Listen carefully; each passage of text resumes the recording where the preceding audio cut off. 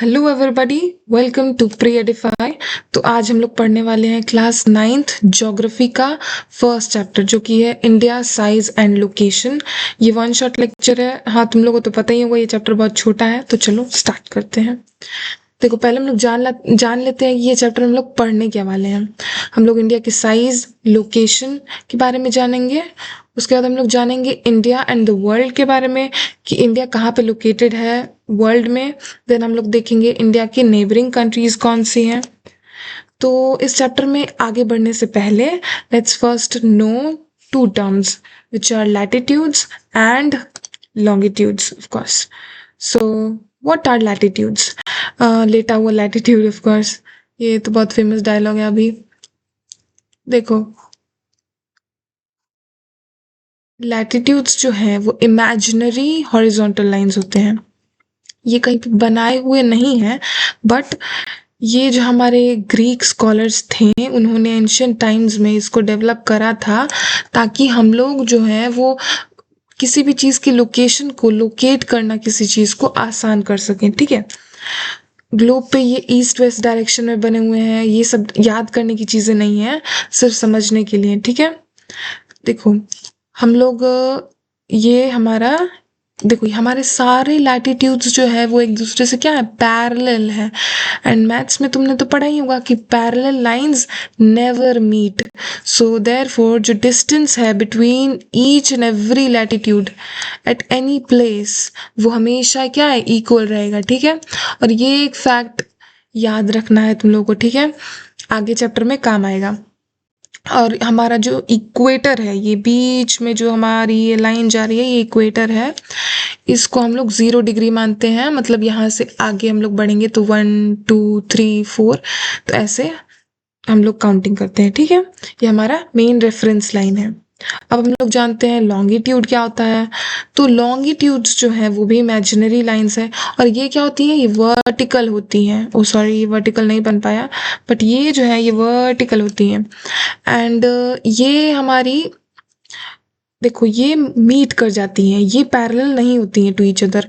तो it means कि ये जो डिस्टेंस है between them, it is not equal. ये चीज याद रखना। ठीक है, मेन हमारा लॉन्गिट्यूड जो है उसका नाम क्या है, प्राइम मेरिडियन, और वो 0 डिग्री हम लोग लेते हैं। ठीक है, इससे आगे बढ़ेंगे तो 1 2 3 4 ऐसे काउंटिंग चालू होता है। ग्रीन, इसको हम लोग अलग अलग नाम से भी जानते हैं, विच इज ग्रीनविच मेरिडियन, और हम लोग उसको ग्रीनविच लाइन भी बोल सकते हैं। ठीक है, देखो अब हम लोग देखते हैं इंडिया। हम लोग क्यों समझे कि लैटिट्यूड क्या है, लॉन्गिट्यूड क्या है, क्यों जानना था? ताकि हम लोग इंडिया के प्लेसमेंट को जान सके कि वो लोकेटेड है कहाँ पे लोकेटेड है। ठीक है, वर्ल्ड में इंडिया जो है हमारा वो कंप्लीटली नॉर्थ में लाई करता है। तो बताए थे ना हम कि जो हमारा इक्वेटर है, it divides our earth into 2 equal hemispheres. ठीक है, ऊपर नॉर्थ, नीचे साउथ। ठीक है, तो और फिर ये हमारा जो प्राइम मेरिडियन है, it divides this globe into east and west. ठीक है, तो ये हमारा ईस्ट है। ठीक है, ईस्टर्न डायरेक्शन है। तो इधर जो है क्या है, इंडिया हमारा कंट्री है। यहाँ पे इंडिया जो है वो मेन लैंड जो है वो कहाँ पे कितने लैटिट्यूड्स के बीच में एक्सटेंड कर रहा है, कितने लॉन्गिट्यूड्स के बीच में एक्सटेंड कर रहा है, ये तुम लोग थोड़ा ध्यान देना, याद होना चाहिए। ठीक है, एग्जाम में एमसीक्यू में भी काम आता है, और फिर क्वेश्चन में आंसरिंग के टाइम में भी तुम लोग ये सब चीज़ें यूज़ करोगे, तो एग्जामिनर जो है हमारे बहुत खुश होते हैं, अच्छे से नंबर देंगे। ठीक है, देखो इसमें याद करने के लिए आई टेल यू। देखो 8 पे ध्यान दो एंड देन 37। ठीक है, 8 37 क्या है, लैटिट्यूड। 4 और 6 क्या है, लैटिट्यूड। तुम लोग उसको हाफ हाफ में डिवाइड करके याद कर सकते हो। एंड देन लॉन्गिट्यूड क्या है, 68 डिग्रीज एंड देन 97, ऑलमोस्ट 70 है, एंड देन ऑलमोस्ट 100 है, देन 7 है एंड 25 है। तो may be this will help you remember it. 2-3 बार तुम लोग इसको ध्यान से देखोगे, याद हो जाएगा। ज़्यादा प्रेशर मत डालना दिमाग पे। ठीक है, चलो आगे बढ़े हम लोग। Tropic of cancer, what is this? ये जो लाइन है हमारा, ये 23 डिग्री 30 मिनट्स नॉर्थ जो लाइन है उसका नाम हम लोग रखे हुए हैं क्या, ट्रॉपिक ऑफ कैंसर, जो कि ये जा रही है ट्रॉपिक ऑफ कैंसर। इंडिया को ट्रॉपिक ऑफ कैंसर जो है वो 2 हाफ्स में डिवाइड करती है, नॉर्थ एंड साउथ। नॉर्थ को हम लोग सब ट्रॉपिकल और साउथ को ट्रॉपिकल बताते हैं, मतलब कि सब ट्रॉपिकल रीजन में नॉर्थ को और ट्रॉपिकल रीजन में साउथ को डिवाइड करती है। ट्रॉपिक ऑफ कैंसर भी एक इमेजिनरी ही लाइन है क्योंकि वो एक लैटिट्यूड है, वो लोकेटेड है 23.5 डिग्री नॉर्थ पे ऑफ द इक्वेटर। देखो इक्वेटर है, फिर से 1 2 3 4 5 ऐसे हम लोग आगे बढ़ते गए, यहाँ से बढ़ते गए बढ़ते गए बढ़ते गए, तो हम लोग कहाँ पे आए, ट्रॉपिक ऑफ कैंसर पे। और ये जो हमारी ट्रॉपिक ऑफ कैंसर है वो 8 स्टेट्स से गुजरती है। तो एक बार तुम लोग इसको मैप को ध्यान से देख लो, मैपिंग में आ सकता है ये चीज। गुजरात, राजस्थान, मध्य प्रदेश, छत्तीसगढ़, झारखंड, वेस्ट बंगाल, त्रिपुरा एंड मिजोरम, ये है वो 8 स्टेट्स। ठीक है, okay, so till here we got to know about our country's location. Location समझ में आ गया, इंडिया कहाँ पे लोकेटेड है on the globe, on the planet Earth. ठीक है, अब हम लोग देखते हैं कि हमारा अंडमान एंड निकोबार आइलैंड्स जो है वो कहाँ पे लोकेटेड है। तो देखो ये हो गया इंडिया, इंडिया के कोस्टल रीजन्स। ठीक है, और ये है अरेबियन सी, अरेबियन सी में है लक्षद्वीप, बे ऑफ बंगाल में है अंडमान एंड निकोबार आइलैंड्स। देखो एक बात बताते हैं, जिन लोगों को दिक्कत होता है याद करने में कि बे ऑफ बंगाल में कहीं लक्षद्वीप टिक कर आए, तो देखो जिसमें भी ऑफ लगा है बीच में, ठीक है, बीच में लगा है ना ऑफ, और इसमें भी लगा हुआ एंड, तो 3 लेटर्स हैं इसमें, इसमें भी 3 है। तो ऐसे ये ट्रिक काम कर जाएगा जब कंफ्यूजन हो जाए एमसीक्यू में, तो ये याद कर लेना। अब हम लोग देखते हैं एक डिड यू नो फैक्ट हमारे बुक से, क्या है कि सदर्न मोस्ट पॉइंट जो है हमारे इंडियन यूनियन का, जिसका नाम क्या था, अभी भी है, इंदिरा पॉइंट, वो डूब गया था सी वाटर में 2004 में एक सुनामी की वजह से। ठीक है, दिस इज इंदिरा पॉइंट।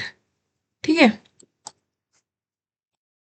चलो let's move ahead in this chapter.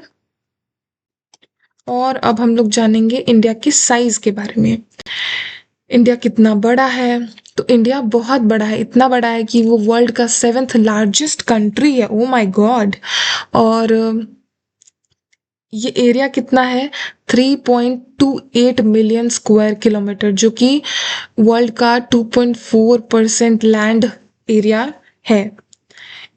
ठीक है, ये थोड़ा डेटा सब थोड़ा थोड़ा याद रहना चाहिए, प्रेशर लेके मत याद करना तुम लोग, बस ऐसे 2-3 बार ध्यान से पढ़ना, याद हो जाएगा। ठीक है, इंडिया का लैंड मास जो है उसके पास देखो 2 टाइप्स की बाउंड्रीज हैं, पहला land boundary and second is coastal boundary.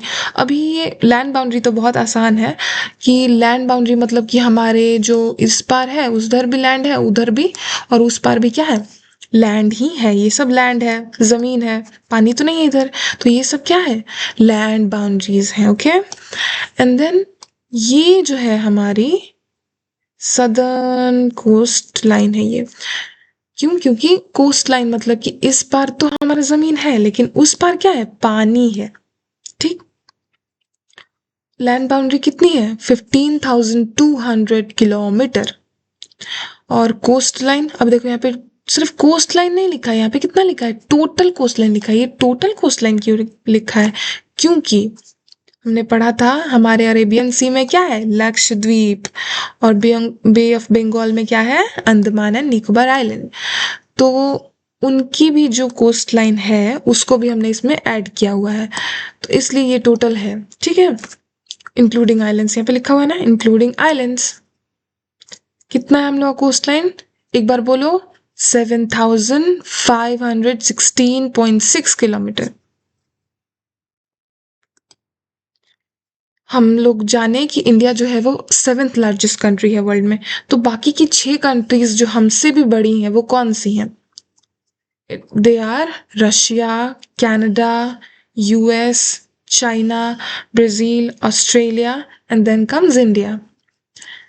I'll tell you the trick which I used to remember this. RCUCBA, बस फर्स्ट लेटर्स जो हैं उनको 5-6 बार रिपीट कर लेना, may be it will help you. अब देखो ये जो एक पैरा है छोटा सा हमारे एनसीईआरटी में, हो सकता है तुम में से किसी ना किसी को इसने परेशान किया हो कि है ये क्या लिखा हुआ है, तो समझ में नहीं आ गया, ये तो ऊपर से चला गया। तो देखो मैंने भी जब ये चैप्टर पढ़ा था मेरे टाइम, तो मेरे भी लिए भी ये बाउंस बैक कर गया था, but I will explain it to you what it means. Okay, your दीदी विल डू इट।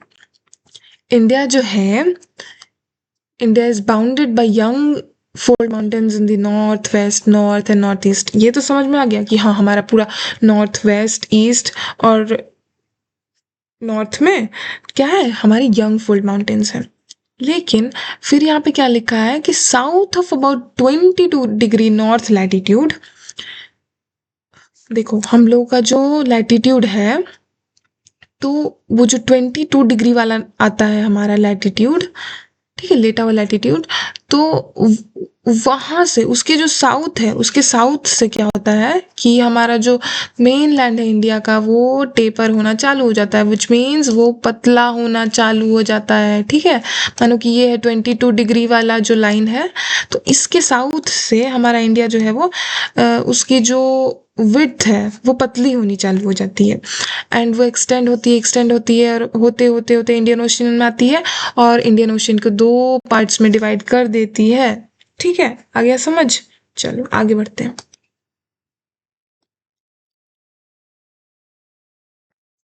देखो ये है हमारी वो 22 डिग्री, जिसके नीचे से जो हमारा इंडिया है वो पतला पतला हो जाता है विड्थ। समझ में आ गया? अब हम लोग देख लेते हैं the longitudinal and latitudinal extent of the mainland is about 30 degree. Okay, ये I told you at the start of the chapter only कि तुम लोग याद रखना कि लैटिट्यूड और लॉन्गिट्यूड में एक मेन डिफरेंस है। क्या कि लैटिट्यूड्स जो हैं वो तो हमारे पैरेलल होते हैं। ओके,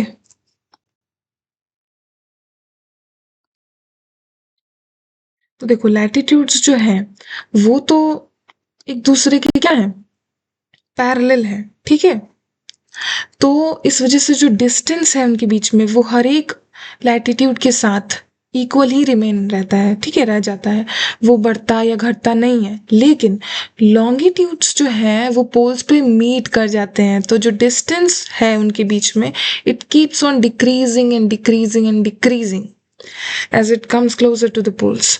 तो जो लॉन्गिट्यूड है और लैटिट्यूड है वो दोनों ही भले ही 30 डिग्रीज हैं, 30 डिग्री ही है इंडिया के मेजरमेंट करने पे, लेकिन क्या डिफरेंस आ जाता है कि जो लेंथ है बीच में का, वो 1 डिग्री का जो वैल्यू है इट डिक्रीजेस फॉर लॉन्गिट्यूड्स। अब याद रहेगा? समझ में आ गया? देखो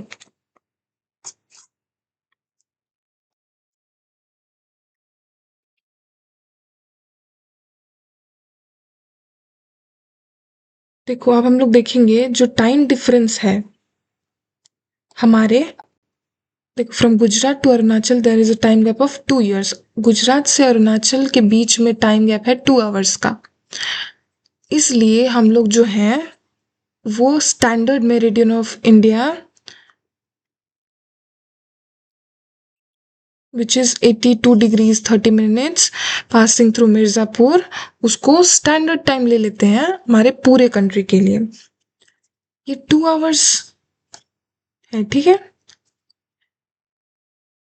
the latitudinal extent influences the duration of day and night as one moves from south to the north।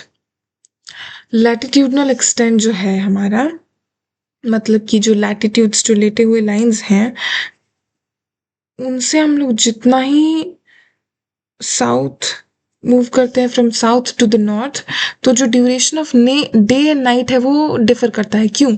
क्योंकि देखो लैटिट्यूड्स जो हैं जितना ही क्लोज होगा लैटिट्यूड इक्वेटर के, तो उतना ही कम डिफरेंस हम लोग महसूस करेंगे in the day and night, because जो लाइट्स हैं ऑफ सन, सन रेज जो है दे आर फॉलिंग डायरेक्टली, वो डायरेक्ट पड़ रहा है, तो इस वजह से ज़्यादा अंतर नहीं आता है डे और नाइट में। लेकिन जैसे जैसे हम लोग दूर जा रहे हैं, लैटिट्यूड्स दूर हो रहे हैं इक्वेटर से, तो जो सन लाइट है, जो रेज है सन की, वो स्लैंट होती जा रही हैं। तो इस वजह से हमारा जो डे एंड नाइट का जो वेरिएशन है वो चेंज होता है। ठीक है। Why 82 degree east has been selected as the standard meridian of India? Okay, I'll give you few minutes to think this answer. Pause this video and think it yourself, okay? So let me tell you, because 82 degree 30 minutes जो है वो it is the midpoint, like it is the between point of India. जब तुम लोग देखना divide करके देख लोगे, अगर तुम लोग जो दोनों हमारे एक्सट्रीम लॉन्गिट्यूड्स हैं उनको, तो बीच का पॉइंट यही आता है। और ये जो है वो हमारे ईस्ट और वेस्ट के बीच में एक टाइम बैलेंस क्रिएट करने में हेल्प करता है इस वजह से। और ये रहा बात ये डिफरेंस का। सेकंड क्वेश्चन जो है कि कश्मीर में बहुत टाइम डिफरेंस देखने को मिलता है, लेकिन हमारे कन्याकुमारी में नहीं देखने को मिलता है डे एंड नाइट में टाइम डिफरेंस। क्यों? क्योंकि जो कन्याकुमारी है it is close to the equator, मतलब ऐसे क्लोज नहीं है बट मतलब in comparison to Kashmir it is closer, right. तो जितना ही क्लोज होगा कोई भी प्लेस इक्वेटर के, तो उस पर उतनी ही डायरेक्ट सनरेज पड़ेंगी, उतनी ही कम स्लैंट, उतनी ही कम तिरछी सन की रेज पड़ेंगी। तो इस वजह से जो डेज एंड नाइट में डिफरेंस है, रात और दिन का अंतर है, वो कम है कन्याकुमारी में, लेकिन कश्मीर में ज्यादा है। ठीक है। Now India and the world. India का जो सेंट्रल लोकेशन है, ये जो पोजीशन है, वो एक सेंट्रल पोजीशन देता है उसको between the eastern and the western world. ठीक है, बहुत अच्छी जगह पे प्लेस्ड है हम लोग इस वजह से। एंड इंडिया जो है it acts as a bridge connecting countries of Asia, Africa and Europe. Since we are located at the head of the Indian Ocean, इसलिए हमारा नाम मतलब इंडियन ओशन का नाम जो है वो उस ओशन का नाम हमारे देश के नाम पे पड़ गया है। ठीक। Okay, did you know what? So जो स्वेज कनाल है उस जो जब वो 1869 में ओपन हुआ, तो जो डिस्टेंस था किस चीज का, इंडिया और यूरोप का, वो कम हो गया bye 7,000 kilometres. Wow.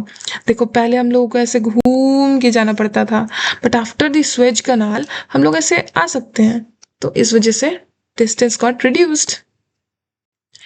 India's contacts with the world have continued through ages, but her relationships through the land routes are much older than her maritime contacts.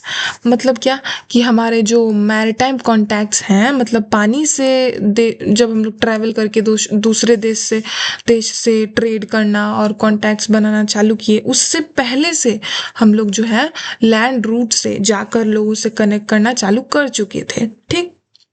हमने इंडिया को क्या दिया, इंडिया ने वर्ल्ड को क्या दिया है, सॉरी, इंडिया ने वर्ल्ड को क्या क्या चीज़ें दी हैं? उपनिषद, रामायण, स्टोरीज ऑफ पंचतंत्र पढ़ी है कि नहीं? फिर Indian numerals and decimal system, spices, muslin और भी चीज़ें। और हमने क्या चीज़ें ली हैं अदर सिविलाइजेशन से? तो हमने लिया है ग्रीक स्कल्पचर, एग्रीकल्चरल स्टाइल्स, जैसे कि स्टाइल्स जो थे उनके डोम बनाने के, मिनरेट्स, मतलब वो जो महल लोग बनाते थे, तो जो नहीं स्ट्रक्चर्स बनाते थे, वो हमने उनसे अडॉप्ट करा है।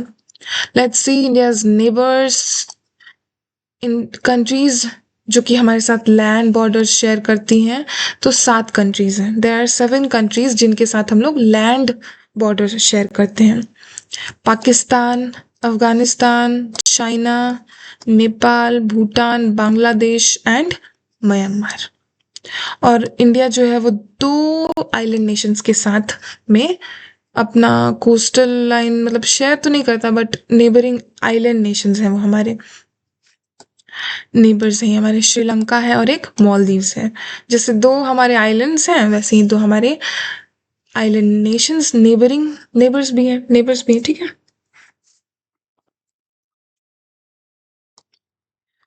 Okay, so this one I'm leaving up to you guys. Find out, okay? And don't forget to put your answers in the comment. the number of UTs along the eastern and western coasts. And one more thing, I have not put in this lecture कि हमारे देश में अभी कितने states हैं and कितने UTs हैं currently. So ये चीज़ भी I need you people to answer in the comment box. Okay? Okay. Did you know 1947 के पहले there were two types of states in India. What sort of states were they? So the provinces and the princely states. Provinces जो थे उनको directly British officials rule करते थे जिनको कि viceroy appoint करते थे, ठीक है. And princely states जो थे उनको local hereditary rulers जो थे who acknowledged sovereignty in return for local autonomy वो rule करते थे, ठीक है. So with this I guess we have come to the end of this chapter. Let's end this session. Thank you guys for watching this and hope you liked it.